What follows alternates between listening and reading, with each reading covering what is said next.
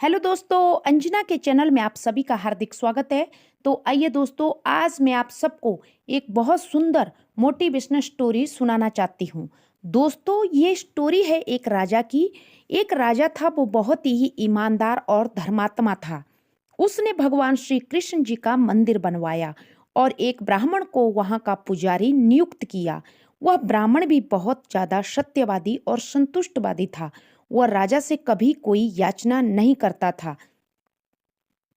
जो मंदिर में मिलता उसी से अपना निर्वाह करता था।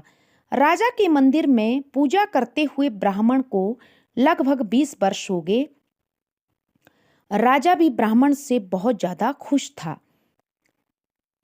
राजा ने अपने 20-21 साल का जो राजकुमार था उसका विवाह करवाया एक सुंदर राजकन्या के साथ।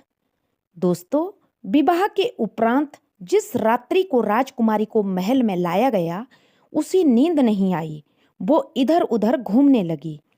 जब अपने पति के पलंग के पास वो राजकन्या आई तो उसने देखा कि हीरे जवाहरात के साथ एक तलवार जड़ी हुई है। जब उस कन्या ने दोस्तों तलवार को मयान से बाहर निकाला, उसने तीक्ष्ण और बिजली की चमक की तरह तेज धार वाली उस तलवार को जैसे ही बाहर निकाला तो वो डर गई। जैसे ही दोस्तों वो राजकुमार सोया हुआ था, तो वो राजकन्या जैसे उसने उस तलवार को हाथ में पकड़ा था, अचानक उसके हाथ से छूटी और राजकुमार की गर्दन पर जा गिरी। बहुत ज्यादा तेज धार होने की वजह से तलवार से राजकुमार की गर्दन धड़ से अलग हो गई। राजकुमार की उसी क्षण तत्क्षण मृत्यु हो गई। इस पर राजकुमारी बहुत ज्यादा डर गई और रोने लगी कि हे प्रभु, मुझसे ये कैसा पाप हो गया। मेरे ही हाथों मेरे ही पति की पहली रात को मृत्यु कैसे हो गई। मैं तो कलंकित हो गई। मैं कैसे समाज को अपना मुंह दिखाऊंगी। दोस्तों, राजकुमारी बहुत चालाक थी और प्रातःकाल तक की प्रतीक्षा करने लगी। प्रातःकाल जब पुजारी बेचारा 4 बजे के समय कुएं में स्नान करने आया तो वो कन्या जोर जोर से रोने लगी कि कोई मेरे पति को मारकर चला गया है। सारे लोग इकट्ठा हुए और पूछने लगे कि किसने राजकुमार को मारा। राजा साहब आए तो उन्हें बड़ा धक्का लगा, क्योंकि उनका इकलौता पुत्र था। राजा साहब ने पूछा तो वह राजकन्या दोस्तों कहने लगी कि मैं नहीं जानती, मैंने देखा तो नहीं, परंतु हाँ, उस आदमी को मैंने ठाकुर जी के मंदिर में जाते हुए देखा है। वो मंदिर के अंदर गया अभी अभी।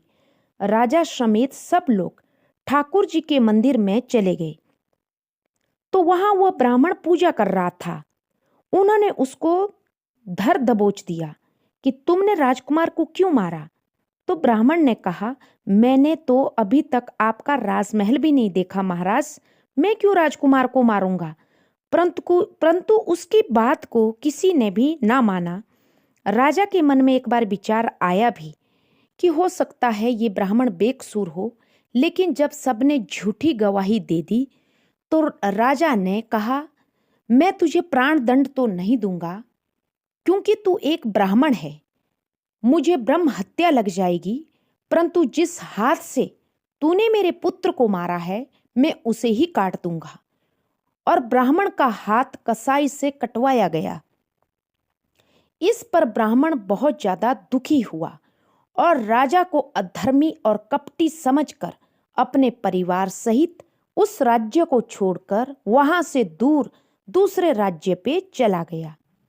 जब वो दोस्तों काशी में पहुंचा तो वो खोज करने लगा कि किसी विद्वान ज्योतिषी से हाथ कटने का कारण जानूंगा कि किस कसूर के कारण मुझ बेकसूर का हाथ काटा गया। आखिर में उसे एक विद्वान ज्योतिषी मिल ही गया। ज्योतिषी जी कहीं बाहर गए हुए थे तो वो ब्राह्मण उनके घर पे उनकी पत्नी से ज्योतिषी के बारे में पूछने लगा। तो ज्योतिषी की जो पत्नी थी वो जोर जोर से ज्योतिषी को गाली देने लगी। और कटु वचन कहने लगी। जैसे ही थोड़ी देर बाद ज्योतिषी जी घर पर पधारे तो उनकी पत्नी ने उनको भी बहुत कड़वी कड़वी गालियां देना शुरू की, परंतु ज्योतिषी चुप रहे तथा शांति से अपनी गद्दी पर बैठ गए।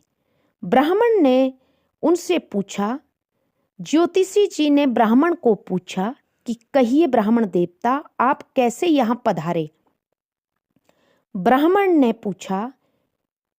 ने ज्योतिषी से कहा कि आया तो था अपना भाग्य जानने कि मेरा हाथ कैसे कटा, पर अब आपको देखकर आपसे ही पूछता हूं कि आप इतने बड़े ज्योतिषी, इतने बुद्धिमान, दुनिया आपके पास आती है और आपकी ये पत्नी आपको इतनी गंदी गंदी गालियां देती है, इतने कठोर वचन मेरे सामने इसने कहे, तो ना जाने पीठ पीछे जब आप दोनों अकेले होते होंगे तो आपकी क्या दुर्दशा करती होगी।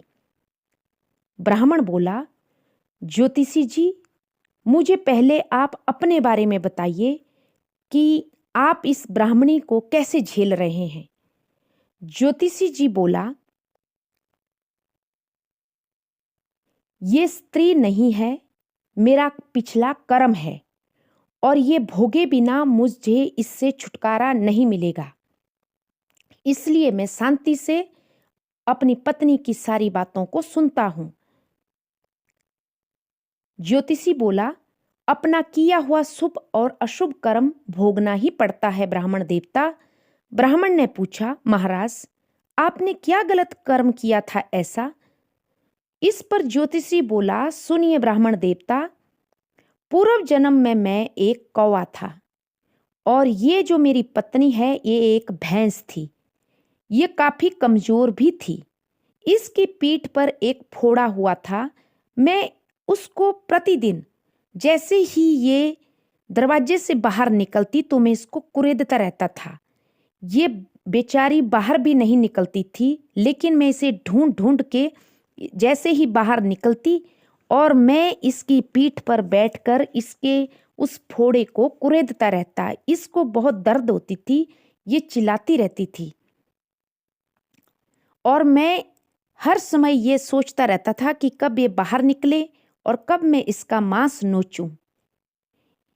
ये वहां से बहुत दूर जंगल में गंगा जी के किनारे घास चरने चली गई, लेकिन मैंने इसकी पीठ पर अपनी चोंच मार दी तो ये छुड़ाने की कोशिश करने लगी, लेकिन ब्राह्मण देवता वो मेरी चोंच इसकी हड्डी पर फंस गई। इसने छुड़ाने की बहुत कोशिश की, मैंने भी छुड़ाने की बहुत कोशिश की, लेकिन इसकी जो पीठ की हड्डी थी उससे मेरी चोंच बाहर नहीं आई। इसने दर्द के मारे गंगा जी में छलांग मार दी और गंगा के पानी का प्रभाव तेज था तो हम दोनों गंगा में ही बह गए और हम दोनों की गंगा में बहते हुए मृत्यु हो गई। क्योंकि हम दोनों साथ थे और गंगा में हम बह गए तो गंगा माता के प्रभाव से ये ब्राह्मणी बनी और मैं एक बहुत बड़ा ज्योतिषी बना। हमारा विवाह हो गया और मैं इसे भुगत रहा हूं। क्योंकि मैं इतना बड़ा ज्योतिषी हूं तो मैं जानता हूं कि ये मेरा कर्म है और ये मुझे भोगना ही पड़ेगा। अगर इस जन्म में मैं इससे पीछा छुड़ाता हूं तो वो अगले जन्म में फिर आएगी। इससे अच्छा कि मैं इसे इसी जन्म में निपटा लूं। अब आप अपना प्रश्न पूछो। ब्राह्मण ने अपना सारा हाल कह सुनाया। ज्योतिषी ने ब्राह्मण से कहा कि राजा ने आपका हाथ नहीं कटाया। पूर्व जन्म में आप एक बहुत बड़े तपस्वी थे और राजकन्या एक गऊ थी, राजकुमार एक कसाई था। हे ब्राह्मण देवता, आप बड़े तपस्वी थे। आपने प्रण कर रखा था कि मैं कभी झूठ नहीं बोलूंगा और आपने मौन व्रत भी रखा था। बेचारी गाय कसाई के डर से जिस तरफ गई हुई थी, आपने गाय को जाते हुए देखा। कसाई ने आपसे पूछा तो आपने तो मौन व्रत रखा था, लेकिन आपने अपने सीधे हाथ का इशारा किया कि गाय इस तरफ गई है, और उस कसाई ने वो गाय झाड़ी में से पकड़ ली और गंगा के किनारे उस गाय को मार डाला और उसका चमड़ा उधेड़ने लगा। उसी समय एक शेर वहां पर आया और उसने पहले कसाई को मारा और गाय तो मरी हुई थी, उन दोनों को खा लिया बैठकर। उसने कसाई और गाय दोनों को ही खा डाला। गंगा के किनारे कसाई और गाय की हड्डियां पड़ी हुई थी। जो कुछ समय पश्चात बाढ़ आई और बाढ़ से गंगा में वो हड्डियां समा गई और गंगा माता के प्रभाव से वो गाय राजकन्या बनी इस जन्म में और कसाई राजकुमार बना। और आप, क्योंकि आप एक बहुत बड़े तपस्वी थे, तो आपको ब्राह्मण बनकर भगवान कृष्ण की सेवा करने का मौका मिला। और नियति का खेल देखो ब्राह्मण देवता, नियति ने उन दोनों को केवल एक रात के लिए ही मिलाया। तो उस राजकन्या के हाथों से ही वो तलवार छूटी और कसाई रूपी उस राजकुमार की गर्दन अलग हो गई। तो राजकन्या का, उस गौ माता का बदला पूरा हो गया। और आपने क्योंकि वो हाथ का इशारा किया था, तो राजा ने आपका हाथ ही कटवा दिया, क्योंकि गाय तो बेचारी अपनी जान बचाकर भागी थी। आपको हाथ का इशारा करके नहीं बताना चाहिए था। आप बोलते कि मुझे पता नहीं वो कहाँ गई है। इसलिए आपको भी आपके कर्म का फल मिला है और उस कसाई को भी कर्म का फल मिला।